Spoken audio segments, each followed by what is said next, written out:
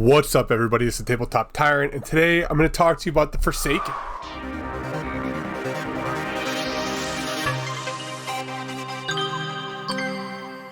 So I'm going to get down, break into the lore, talk about the rules, show you this card I made. It's mostly for me to talk about it and have something to show on the screen.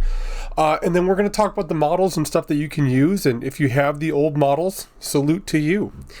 Now, without further ado, let's get into it. Forsaken are frothing maniacs that howl and scream as they sprint towards the enemy lines, mutated limbs flailing and distended jaws snapping like those of ravening beasts. Though they once were proud and mighty chaos warriors, the severe mutations bestowed upon them have left them as something less than human, with no more understanding of battlefield tactics than the hounds that gather around their bone-strewn lairs. These unfortunates have been forsaken by the gods, reduced to the level of animals that snarl and growl in guttural parody of true language. Where they once killed in the name of their martial ambition and the glory of their dark gods, they now kill with a savage and unnatural hunger. Join me as we talk about the Forsaken of Chaos. So here I go, I'm going to disappear my face so you can see the card real quick. Boom. Take your screenshots and boom, I'm back. Like a bad nightmare, I have metastasized. All right, so here we're going to talk about the rules a little bit. So Forsaken are really interesting, given the fact that GW did not announce they're going to be doing model for them, but I think they offer something to the tabletop that a lot of people miss. With being movement 5, they're one more than a Chaos Warrior, and weapon skill 4, they're one less than a Chaos Warrior. However, their strength and toughness 4 with 1 wound, initiative 3, which is a little rough, but if you charge, you'll be 6. D3 attacks, and leadership 8. Now they don't have any upgrades that you can buy for their command because they don't have a command, and I couldn't find any points allocations for paying points for the Mark of Chaos. I think you just designate it. So for 19 points a model, you can designate what you do with the mark and everything else. Now that is a big steep price. A lot of people don't like paying 19 points, let alone for infantry. However, these guys are heavy infantry. Now, I have not used a lot of heavy infantry, and I'd like to talk a little bit about what they do. So heavy infantry are steady in the ranks, and due to their solid nature, heavy armor, and often elite nature, heavy infantry are rarely concerned by inferior numbers. To represent this, a unit of heavy infantry is arrayed in either close order or open order formation. This does not become disrupted when engaged in its flank or rear unless the enemy unit has a strength of 10 or more. That's really nice to have. I think it's situational, like you're depending on not getting hit by like 5 knights, which gives them a strength of 10 or more. But if a monster hits you in the flank, its only strength is its wounds for the most part. So what else does it mean for heavy infantry? They can operate 4 wide and they receive up to 2 bonuses for their rank bonus. Now, want to break in the rank bonuses for those of you that are uninitiated, those that haven't played a whole lot. Rank bonuses are counted past your first rank. So if you have 2 ranks, you get +1 to your rank bonus. 3 ranks, you get +2 to your rank bonus. But if you lose 1 model in that 3rd rank, you no longer receive the bonus for that rank. I always suggest running an additional rank to get that, so when shooting comes and everything starts getting thinned down, you have the cushion to get into combat and still get your rank bonuses. And because Forsaken don't have banners and they're not close order, you're going to want to capitalize on rank bonuses. Absolutely. And I would almost suggest running these guys 6 or 7 wide because they're also open ordered formation.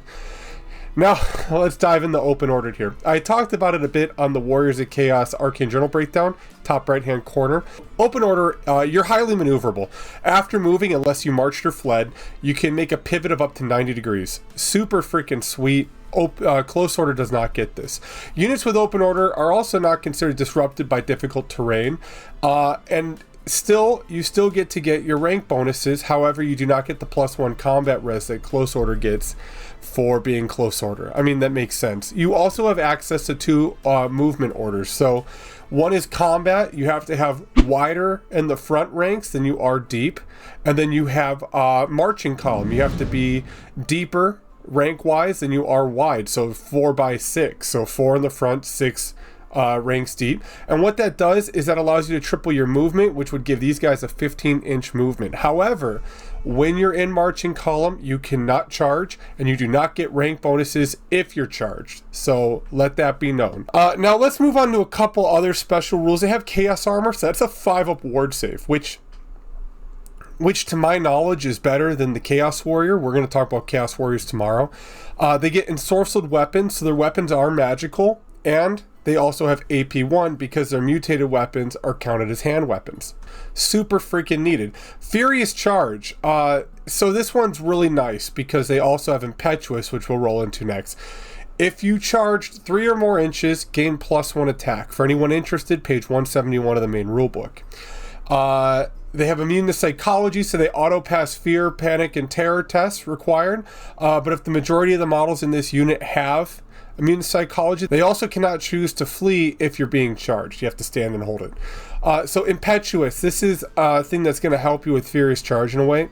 Some people look at it as a downside, but I've noticed with more reserve players, it forces them to kind of make those charges, and they're actually pretty surprised when they hit them. Impetuous, roll a d6. On the roll of a 1 to 3, this model must attempt to charge. If within charge range, on a 4-up, you act as normal. So with rolling a d6, the potential of your charge range is 11 inches. You have movement 5, plus you could potentially roll a 6. Ways to game the game is keeping them out of that charge range until your opponent's turn to move. Allow them to move closer to you, and ideally you want to aim for like a 7-8 inch charge. It's kind of fair. But with them being a movement 5, all you need to roll is a 3 or 4, and that would, I say, increase their movement average to about 9 inches if you wanted to play it like that. Now, going on to that, they have Loner. Pretty much means they can't be joined by any characters unless the character also has Loner, and vice versa. Open order we covered. Rampant Mutations is something specific to this unit, which they have a table. You roll a d6, whatever that d6 says. 1 to 2 is Venomous Fangs. 3 to 4 is Razor Talons, and 5 to 6 is Decapitating Claws. So with random attacks, it kind of works like this. So it also has a special rule, random attacks, D3. As you can see in the special rules I put on the equipment, you roll a d6. 1 to 2 is 1 attack, 3 to 4 is 2 attacks, 5 to 6 is 3 attacks. So there's a potential that you can roll, and I'm pretty sure you roll for each individual model that would be attacking. So if you're 7 deep, you roll 7 different D3s. It's kind of weird. I think before you used to just roll for the unit, but now you roll for each individual one in base contact. Now, moving on to Stubborn. So for the first time you're required to make a break test, you can choose to fall back in good order, giving 3 inches of ground, regardless of the unit strength that charged you or beat you in combat. You cannot, however, get this rule to the whole unit if the champion or if your general joined it and has Stubborn. It only applies to that model. So now that we kind of covered the rules, let's get into the models. So here we got the original Forsaken models, really derp, really hard to get your hands on, and for some reason people are selling these for way more than they should be going for.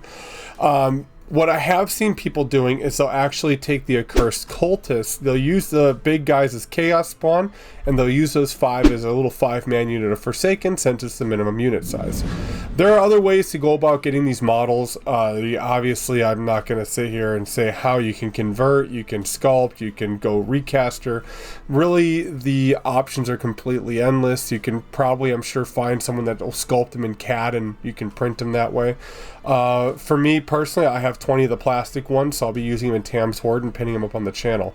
Now everybody, I just wanted to do a little something fun like this. I hope you enjoyed it, and I look forward to tomorrow where we talk about the Chaos Warriors. Peace.